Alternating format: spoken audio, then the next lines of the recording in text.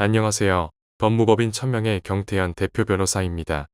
피상속인의 사망으로 상속이 개시되면 상속재산 분할에 문제가 발생합니다.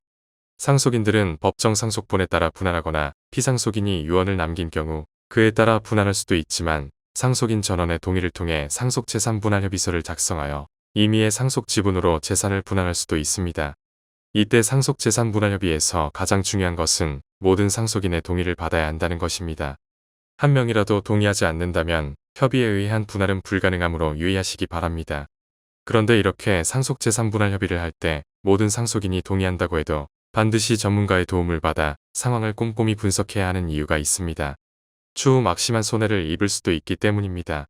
오늘은 이에 대해 저희 법무법인 천명을 찾아주신 사례를 바탕으로 더 자세히 설명드리도록 하겠습니다.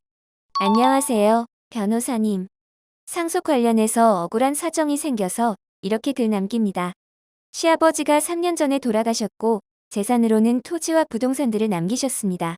시아버지의 상속인들은 시어머니와 사남매가 있었는데 그중 장남이 어머니가 모든 재산을 상속받는 것으로 하자고 끈질기게 설득해서 사남매가 상속 포기 각서를 쓰고 어머니 단독 상속으로 상속 처리를 완료했습니다.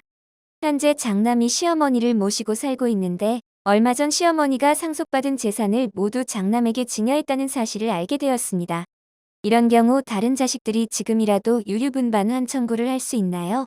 귀하의 경우를 정리해보면 시아버지의 상속인들은 시어머니와 자녀 4명이고 별도의 유언이 없다면 법정상속분은 배우자인 시어머니가 1.5지분, 자녀들이 각 1지분씩 가지게 됩니다.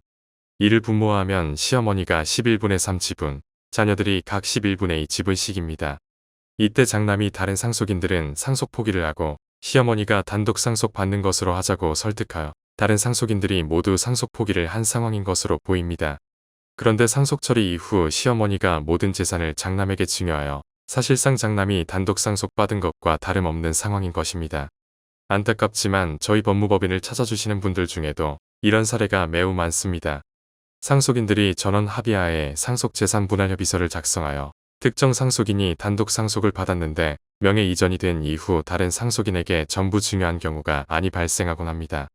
따라서 이렇게 추후 가족 간 신뢰를 저버리는 상황이 발생할 가능성이 있기 때문에 되도록이면 쉽게 특정 상속인이 단독 상속받는 것에 동의하는 것은 지양할 필요가 있습니다. 그 이유는 상속인의 전원 동의로 상속재산 분할 협의를 하여 상속 처리한 경우 그 상속 문제는 종결된 것으로 보기 때문에 이에 대해 추후 유류 분반 청구 등을 하는 것이 어렵기 때문입니다.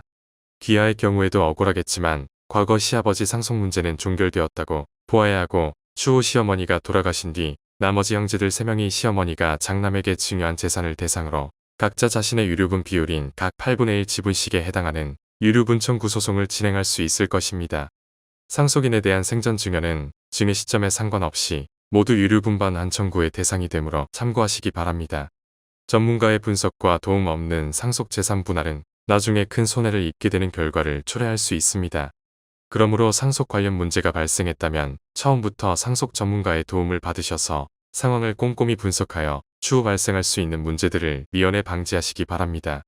저희 법무법인 천명은 상속 특화 로펌으로서 오랜 기간 쌓아온 데이터와 노하우를 바탕으로 의뢰인들에게 늘 최선의 결과를 보장드리고 있습니다. 상담이 필요하시다면 아래 번호로 연락 주시기 바랍니다. 오늘 준비한 내용이 마음에 드셨다면 좋아요, 구독, 알림 설정 한 번씩 부탁드립니다. 상속, 유류분, 가사소송 등에 대한 유익한 정보가 계속해서 업로드됩니다.